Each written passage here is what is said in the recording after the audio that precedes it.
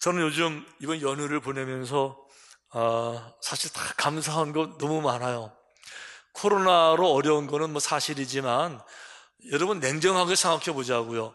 이 정도 어려움 못 감당하고 어떻게 인생의 승리자가 됩니까? 또 인생에서 정말 지금이 가장 어려울 때예요. 여러분 지금 어렵다고 남들 막 이렇게 힘들다고 소리 지른다고 갇히고 끼어서 정말 힘든 걸 손 놓고 있고 그런 마음 가지고 어떻게 성공자가 될 수가 있어요? 이거보다 어려울 때가 얼마나 더 많이 있었습니까? 그러니까 뭐 어려움도 있었지만 이런 어려움보다도 제 마음속에 감사한 게 너무너무 많았어요. 첫째는 힐링타운, 아무것도 없던 데서 무에서 유로 걸어가는데 하나씩 윤곽이 드러날 때마다 너무 감사하고요. 야, 이게 정말 꿈의 축복이다. 눈으로 보게 되면서 너무너무 감사한데, 또 한 가지는 새로운 일꾼들이 많이 세워지는 거 있죠.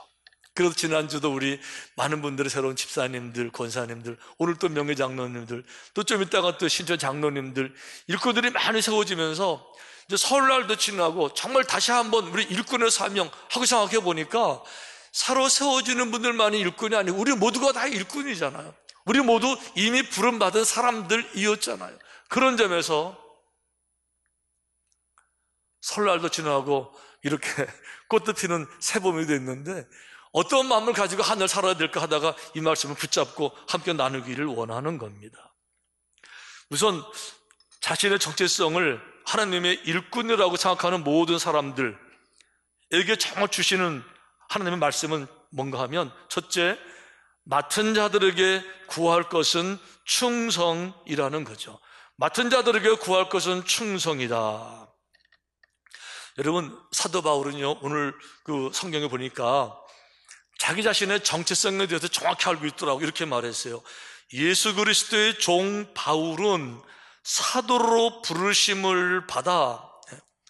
자기 자신을 하나는 그리스도의 종, 또 하나는 그리스도의 사도, 하나는 종이고 하나는 사도예요.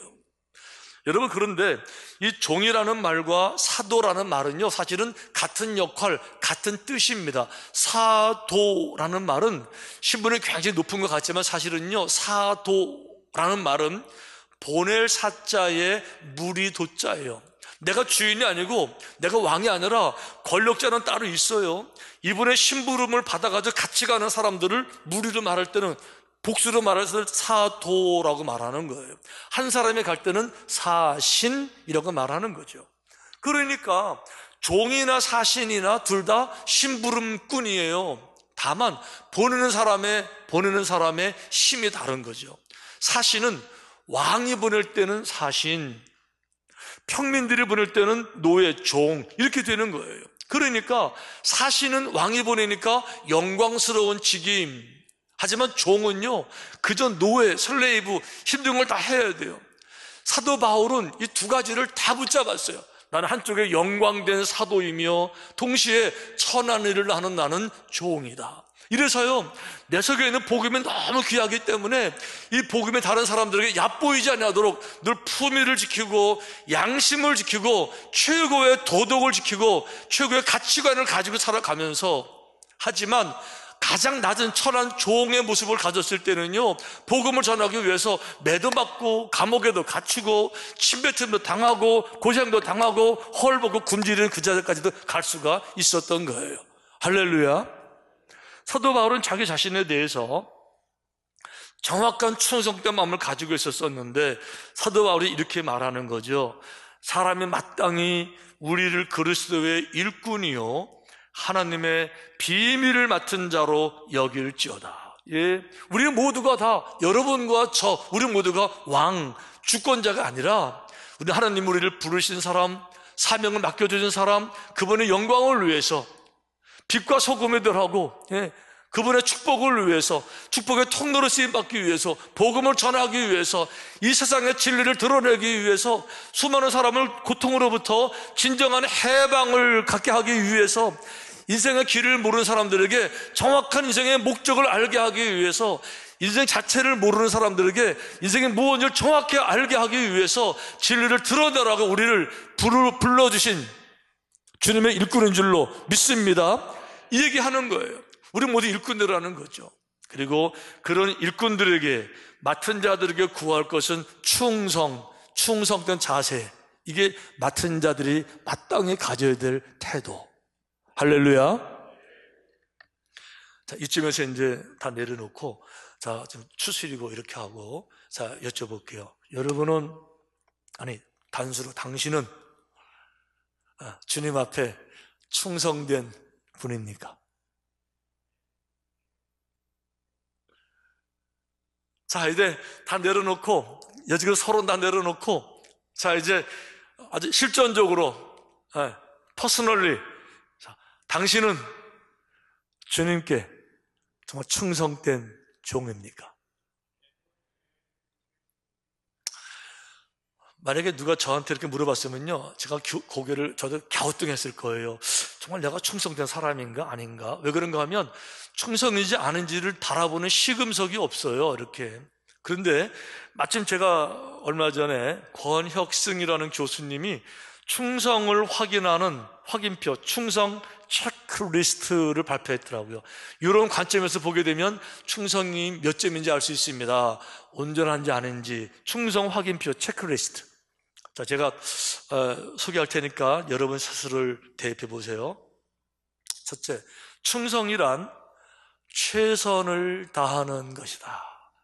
그리고 최선이란 나의 에너지, 나의 역량, 나의 모든 자원, 모든 시간을 내가 최대로 사용하는 것이다. 이게 충성이래요. 그러니까 억지로 꾀를 부리는 것이 아니라, 싫어 사는 것이 아니라, 게으름 부리는 것이 아니라, 눈가림으로 하는 것이 아니라, 내가 가진 힘을 정말 다해서, 내가 정말 내 에너지를 다 모두어서 최선을 다하는 것, 이게 충성이랍니다. 자, 그럼 여러분들 충성 되십니까? 우리 얼마나 모이기에 힘을 쓰고, 정말 기도하기에 힘을 쓰고, 영혼들을 전도하고 교회 평강을 누리는 일을 위해서 정말 최선을 다했어요. 여기 충성이 딱 나타나죠. 두 번째는, 충성은 자신의 분야에서 최고가 되는 것이라 합니다. 왜 그런가 하면 모든 분야에서 1등이 될 수는 없어요. 분야가 워낙 많으니까. 우린 그런 분들을 팔방미인이라고 부르는데, 팔방미인은요, 팔방을 다 잘해요. 대신 어느 것 하나 뛰어나게 1등은 못해요. 조금씩 그냥 하고 마는 거지. 흉내내고 마는 거지. 그런데요, 충성은요, 다른 거는 모르겠어요. 내 분야에서만큼은 내가 1등 하는 거예요. 왜 그래요? 내 분야에서 내가 내 에너지, 내 시간, 내 역량, 내 노력을 최대로 쏟아부었으니까 다른 거는 몰라요. 하지만 내 분야에서는 1등 하는 거예요. 이게 충성이래요. 아멘? 세 번째, 충성이란 주인은 아니지만 주인의식, 주인처럼 일하는 것을 말해요. 여러분, 주인과 주인의식은 달라요. 우린 주인은 아니지만 주인을 정말 사랑하면, 주인을 정말 존경하면, 주인을 정말 좋아하면 주인의 관점에서 내가 물건을 다루게 되지요. 요셉이 그랬어요. 요셉이 애굽에 팔려갔을 때 그 장군 집에, 이제 보디발 장군 집에 갔을 때 노예지만, 노예처럼 건성이 아니고 주인의 입장에서 정말 온 집안을 잘 섬겼더니 그 눈에 띄어가지고 금방 온 집안 책임자가 되잖아요. 이게 주인의식이라는 거죠. 그러니까 하나님의 교회에 내가 주인은 아니지만, 당연히 주인 아니죠. 내가 주인으로 갑질하고 이런 게 아니라, 주인은 아니지만 우리 교회가 내 교회니까 힘들고 어려운 거, 굳은 거, 더러운 거 다 내가 치우고 가꾸고 보살피는, 이게 주인의식이라는 거죠. 이게 충성이라는 관점이에요. 여러분, 어느 정도 이 교회가 당신의 교회로 내가 책임질 교회라고 생각하세요? 이게 충성의 척도라는 겁니다. 네 번째는요, 충성이란 한결같은 마음과 태도를 유지하는 것, 이게 여러분 충성이라는 거죠. 처음에는 잘하다가 조금 나아지면 게을러지고, 처음에는 열심히 하다가 좀 나아지면 기고만장해지고, 이런 건 충성이 아니라는 거예요. 그런데요, 이런 관점에서 충성에 대한 확인표, 충성 체크리스트를 쭉 보면서 충성이란 최선을 다하는 것. 자, 여기 어떤 목사가 있어요. 이 사람은 자기의 최선을 다해요. 다른 거는 모르겠어요. 자기 분야에서는 이분들 1등 앞장서서 나가요. 이 사람은 늘 주인은 아니지만 주인처럼 정말 세밀하게 살피고 사랑해요. 이 사람은 처음과 나중에 똑같은 그런 태도를 가지고 있는 목사가 있어요. 여러분, 그런 교회가 부흥이 되겠어요? 안 되겠어요? 자, 목사만 그럴까요? 어떤 장로님이 계시는데, 어떤 권사님이 계시는데, 성도들이 있는데 처음이나 나중에나 똑같고, 누가 보든지 안 보든지 한결처럼 그 믿음을 지키고 다 교회를 내 일처럼 여기는 이런 교인들이 있다 그러면은 그런 교회가 부흥이 될까요? 안 될까요? 여러분, 그래서 축복을 받는 교회는 따로 있는 거예요. 축복을 받는 인생도 따로 있는 거예요. 아멘. 정말 그런 성도들 따로 하나님이 얼마나 기뻐하시겠어요. 그런 교회가 진짜 교회고, 그런 교회를 통해서 하나님께 영광을 돌리게 될 줄로 믿습니다. 자, 두 번째 얘기해 볼게요. 자, 하나님의 축복의 통로가 바로 성실이다. 하나님은 어떤 사람들을 특별히 세워서 축복해 주시길 원하는데, 그러면 이 사람이 축복을 받을 만한가 안 받을 만한가를 어떻게 판단하실까? 그 시금석이 바로 성실이라는 거예요. 성실한 사람에게 하나님은 축복해 주기를 원하시는 거죠. 하지만 불성실하고 게으르고 눈가림으로 하고 거짓으로 하는 것은 하나님 마음에 합당하지 않기 때문에 벌써 축복의 자격에서 제외되는 거예요. 할렐루야. 여러분, 제가 사실은요, 하나님의 축복의 통로, 충성 이렇게 말하려고 하다가 어떤 사람들은 자꾸 충성에 대한 오해를 갖더라고요. 충성 그러면 낮은 사람들, 충성 그러면 비굴한 사람들, 충성을 강요하는 것 같고, 그래서 이제 제가 마음에 부담이 돼서 이 충성이라는 말을 같은 단어인데 성실이란 말로 바꿨어요. 여러분, 충성과 성실은 같은 단어, 내용적으로는 완벽하게 같은 단어입니다. 예를 들면요, 성실이라는 말은요, 자신의 모든 힘에 최선을 다하는 게 성실이에요. 성실은요, 내 분야에서 최고를 다해서 앞서가는 게 성실을 유지하는 거예요. 성실은요, 주인은 아니지만 주인처럼 정말 세밀하게 관리하는 것이 성실이에요. 성실은요, 처음에는 마지막까지 끝까지 한결같은 태도, 이게 바로 성실한 태도. 그러니까 성실과 충성은 완벽하게 같은 말인데, 그럼 뭐가 다르냐? 시각이 달라요. 보는 차원이 달라요. 자, 똑같은 모습인데 수직적 관점에서 보게 되면 이거는 충성으로 나타나게 되어 있어요. 똑같은 성실함인데 수직적인 관점에서 보게 되면 충성이라고 표현되는 거고, 수평적인 관점에서 보게 되면 이거는 성실한 모습으로 우리에게 나타나게 되는 거예요. 여러분, 그래서 하나님을 소개하는 단어가 성경에 참 많이 계시죠. 하나님은 거룩하신 분, 그분은 진실하신 분, 사랑이 많으신 분, 그분은 전지전능하신 분, 그분은 창조주 하나님, 그 중에 하나님은 성실하신 하나님, 이런 말은 많은데 이 말은 절대 없어요. 충성되신 하나님. 그렇죠? 하나님은 최고 권위자이기 때문에 하나님 앞에서 수직적으로 그 단어를 쓸 수가 없어서 하나님께는 충성이라는 말은 못 쓰는 거예요. 하지만 충성이 가지고 있는 똑같은 단어, 이게 바로 수평적인 관점에서 말하면 이게 성실이라고 하는 건데, 하나님은 성실 자체가 그분의 성품이세요. 할렐루야. 우리말로 말하면 충성 자체가 그분의 성품이시라고 하는 거예요. 그래서 하나님이 성실하신 분이라는 사실을 잘 알고 있던 사람들이 많은데, 그 중에 한 사람이 예레미야죠.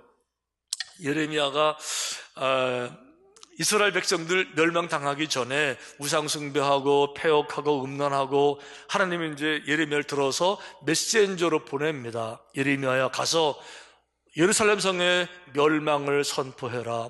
너희들의 죄가 하늘에 닿아서 이제 심판밖에 남는 게 없는데, 이 말을 듣고 이제라도 회개하면 용서하겠다고 말씀을 전해라. 이 말씀을 듣고 가서 말씀을 전합니다. 그러면서 말로 안 되니까 연극도 해요. 항아리 가져가서 탕 깨면서 여러분들이 회개하지 않으면 항아리 깨지듯이 우리나라가 멸망된답니다. 그런데요, 이스라엘 백성들이 그 말을 듣고 비웃습니다. 조소를 해요. 회개는 고사하고 이런 태평 성대에 무슨 멸망 미친 사람 아니야? 이렇게 조롱하는 거예요. 그러니까 예레미야가 돌아와서 이렇게 말합니다. 나는 내 모든 백성에게 조롱거리 곧 종일토록 그들의 노랫거리가 되었도다. 너무 슬퍼요. 내 마음이 그것을 기억하고 내가 낙심이 됩니다. 이 멸망을 선포하는데요, 온 백성이 조롱하는데 너무 마음에 괴롭습니다.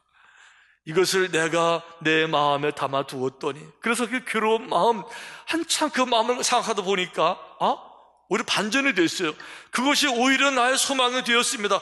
하나님을 깊이 묵상하니까 오히려 소망이 되었대요. 왜 그런가 하면 여호와의 인자와 긍휼이 무궁하심으로 우리가 진멸되지 아니함이니이다. 비록 죄값을 대신 지고 죄값 때문에 우리나라가 멸망을 당해서 바벨론의 포로로 끌려가게 되겠지만 하나님은 기본적으로 인자하심과 긍휼이 무궁하시기 때문에 바벨론에서 우리가 멸족되는 것이 아니라 거기서도 누군가의 믿음을 보시고 남은 자들, 소수의 진정한 믿음을 가진 누군가의 눈물을 보시고 그들을 축복해서 그들을 다시 돌아오게 하셔서 새로운 생을 재건하시고 생각하니까 중간의 과정은 멸망이니까 너무 슬프지만 마지막 최후의 승리, 재건 생각하니까 너무 감사해요. 그래서 이것들이 아침마다 새로우니 주의 성실하심이 크시도소이다.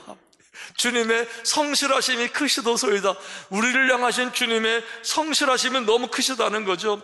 우리를 향한 주님의 인자하심이 너무 끝이 없이 성실해요. 여러분, 인자라는 말, 인자하심 무슨 얘기죠?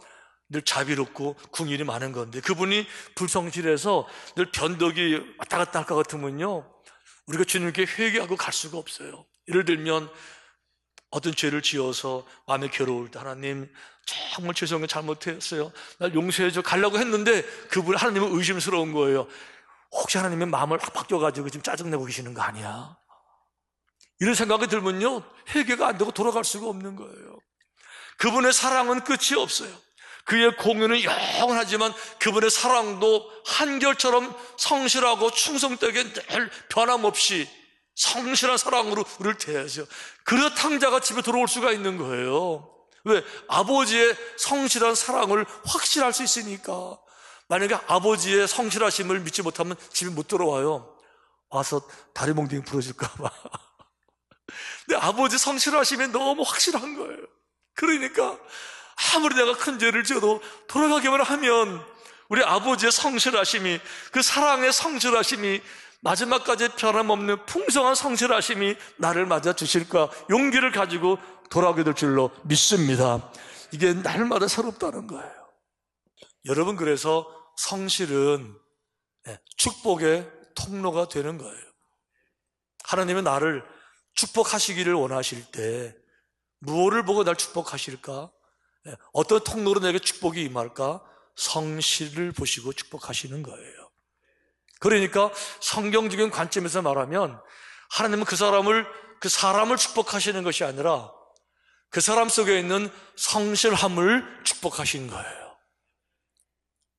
그 사람 속에 있는 성실함을 축복하셔서 그 성실함으로 하여금 그 사람을 빛나게 하시고 그 성실함을 통해서 그 사람으로 하여금 열매를 맺게 하실 줄로 믿습니다. 이런 사실들을 증거하는 성경의 이야기는 참 많습니다. 예를 들면 다윗이 축복을 받은 것은 나중에 전쟁을 잘하고 승리해서 너 이스라엘 왕해 이렇게 한 것이 아니고요, 아주 어릴 때에 다윗의 성실함을 보시고 하나님은 다윗을 왕으로 뽑으셨다라고 성경이 이야기를 하고 있어요. 자, 성경을 보게 되면 이렇게 말씀을 하십니다. 하나님께서 다윗을 뽑으실 때의 이야기인데, 또 그의 종 다윗을 택하시되 양의 우리에서 취하시며. 자, 언제 다윗이 이스라엘 왕으로 하나님의 마음에 결정이 됐어요? 성장해서 전쟁에 승리한 이후가 아니라 양의 우리에서 양치는 목동일 때 소년 시절에 하나님이 벌써 왕으로 다윗을 세우셨다. 할렐루야. 왜 그랬을까요? 다윗에게 있는 성실함이었습니다. 다윗은 양을 치는 일조차도 건성으로 하지 않았어요. 사자가 와서, 곰이 와서 양새끼를 물어갑니다. 그러면 많은 사람들이 핑계를 대지요. 뭐라고 핑계를 대요? 합리적인 핑계를 댑니다. 모든 사람들이 고개를 끄덕끄덕 하는 핑계를 대, 이렇게 핑계를 댑니다. 사자가 와서 물어갔어요. 이거는 핑계이면서 동시에 팩트, 사실이어서 사자가 물어갔어요 하고 핑계를 대면 사람들이 다 이해를 해요. 어떻게 사자를 이깁니까? 라고 말하면 사람들이 다 고개를 끄덕끄덕거려요. 그래서 그 사자에게 양새끼를 뺏긴 사람을 책망하지 않고 다 스치고 그냥 지나가고 넘겼는데요. 결과는 뭐죠? 패배자고 양을 뺏긴 사람이었었어요. 그러니까 다윗은 이 부분에 용납이 안 되는 겁니다. 현실이 아무리 힘들고 어려워도 모든 사람들이 뭐 그럴 수밖에 없네 하고 고개를 끄덕거려도 이 부분이 다윗의 용서가 안 되는 거예요. 예, 맞습니다. 하나님이 안 계시는 현실이라 그러면 누가 사자를 이깁니까? 못 이기는 거 맞습니다. 고개를 끄덕이고 지나가야 되겠죠. 그런데요, 하나님이 계시잖아요 라고 생각했어요. 그러니까 하나님 앞에서 성실하게 능력을 구하고 준비하는 걸 어떻게 해요? 사자가 올 때를 대비해서 돌멩이 던지는 연습을 수없이 강력하게 또 연습하고 또 연습해서 대비해서 결국은 가서 사자에게서 양새끼를 찾아가지고 오는 거죠. 이렇게 말했어요. 다윗이 사울에게 말하되 주의 종이 아버지의 양을 지킬 때에 사자나 곰이 와서 양떼에서 새끼를 물어가면 우리는 그냥 구경하고 있다가 저건 어쩔 수 없는 거야. 주인에게 가서 사람들에게 아유 곰이 물어갔는데 곰이 얼마나 큰지 아유 못 이겨요. 그럼 그 사람이 그렇겠네. 그리고 또 지나갔죠. 또 지나갔죠. 그러다 보니까 축복도 지나갔고 특별한 업적도 지나가고 특별한 영광도 지나가고 그냥 다 내게 스치고 지나가면서 밋밋한 삶이 되는 거죠.